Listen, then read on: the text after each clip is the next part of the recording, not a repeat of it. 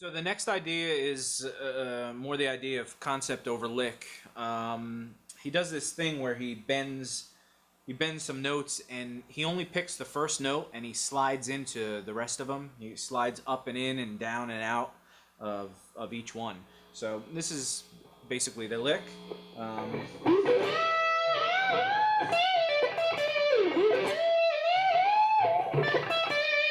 And again, I'm just picking that first bend and then sliding into the next two up and then sliding back down. And I'm not picking that one either.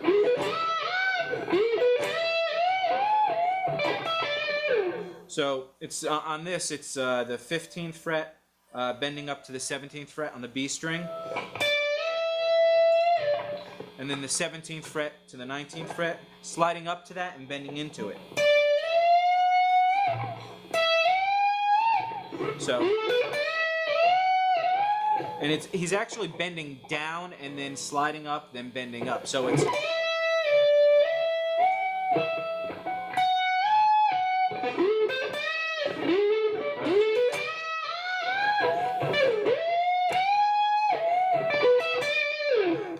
and it's just a cool concept, because if you actually pick every note, you'll hear the attack.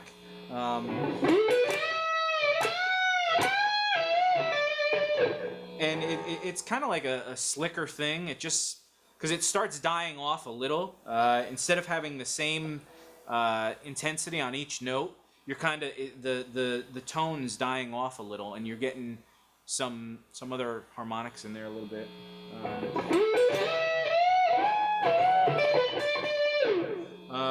And try it with, like, again, that's in B minor pentatonic, which this is over. Try it on that B minor pentatonic thing in an area where you know. And you would bend this note, slide up to that next note. So on the 10th fret of the B string, you're bending up a whole step. Slide up, bend it back down, and slide into that 12th fret and bend that up. So.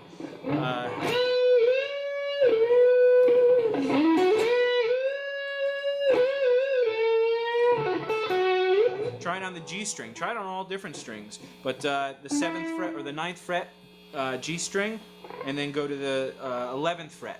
And that bend, you're going to have to do a step and a half, though. The first bend is a whole step from here to here.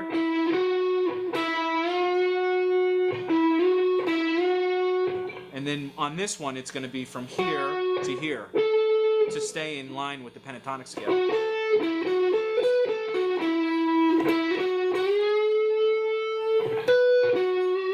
So you got, sorry.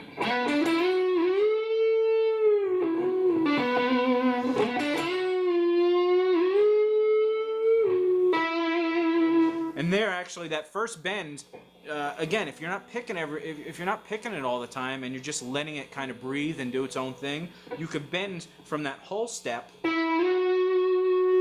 And instead of bending all the way back down, you could bend just down a half step into that blues note, the flat 5. So you can go.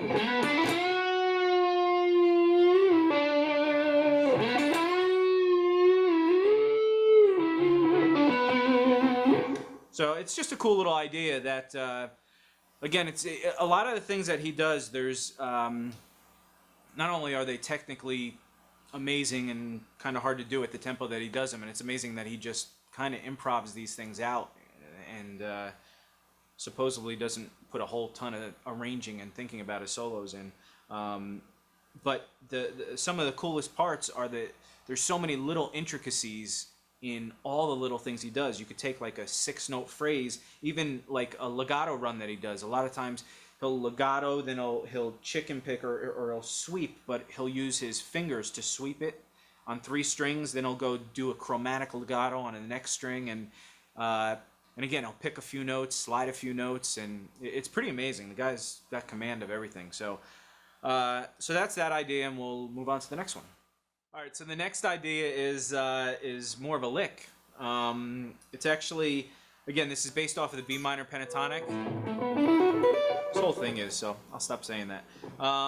But he starts out with a typical blues kind of lick.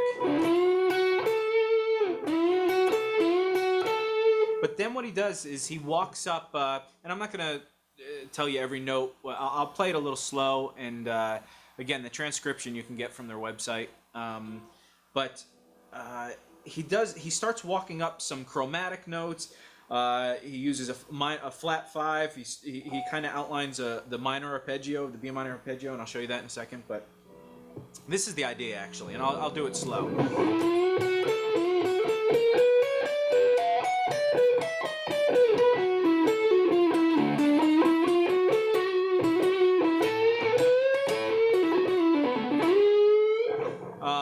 But that whole beginning part, again, it starts out just the...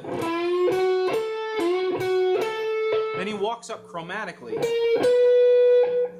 On the B string on the 10th fret, 11th fret, and 12th fret. So then the first finger on the 9th fret of the E string up to the 10th fret. He slides it up to the 10th fret of the E string. So then he puts the second finger on the, again, maybe he's using the third finger, I don't know, but second finger on the B string on the 12th fret. So, and then he does this thing with the third finger on the 13th fret E string, and then the fourth finger on the 14th fret E string. I guess I am showing you the whole lick. Still, buy the transcription though, because it's got all this stuff in it. So.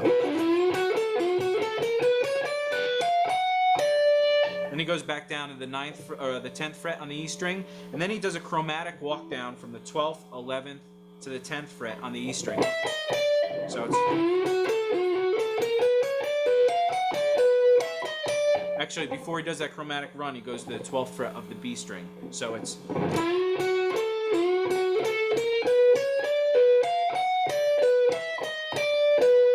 and then he goes back down to that 12th fret. Then he skips position. Or at least this is the way I figured it out. I don't know if he does or not, but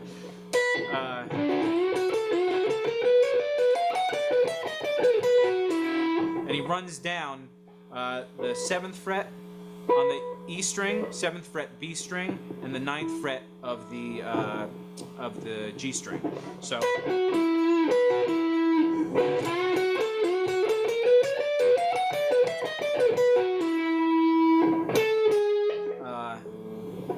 What he does next.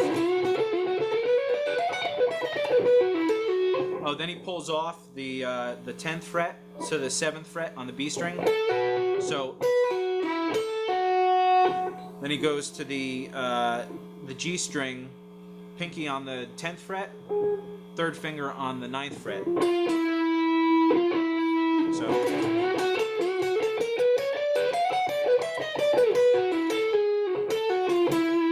Sorry.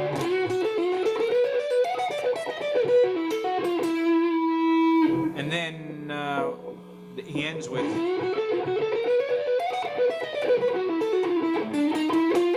so he goes down to the first finger on the A note on the D string, 7th fret, and he walks up chromatically on the G string from the 7th, 8th, 9th. Actually, 7, 8, 9, 10. And slides up to the 11th fret, and third finger goes on the B string, 10th fret, and then back down to the 11th fret on the G string. Are you getting all this? Sorry. Again, I get the transcription to really figure this out, but it's especially when you play it in time and you're picking every note, and it begins with that bend, which is just so cool. It's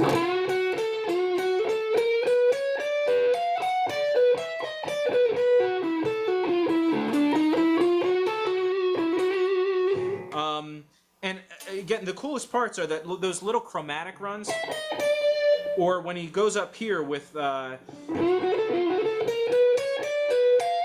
he's playing off the flat 5 and the 5th. He's chromatically going down from the major third to the minor third. I'm sorry, the 4th to the major third, minor third. So.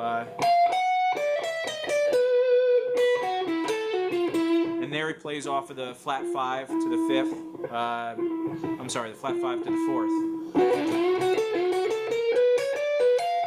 And right here, I think of this arpeggio. So.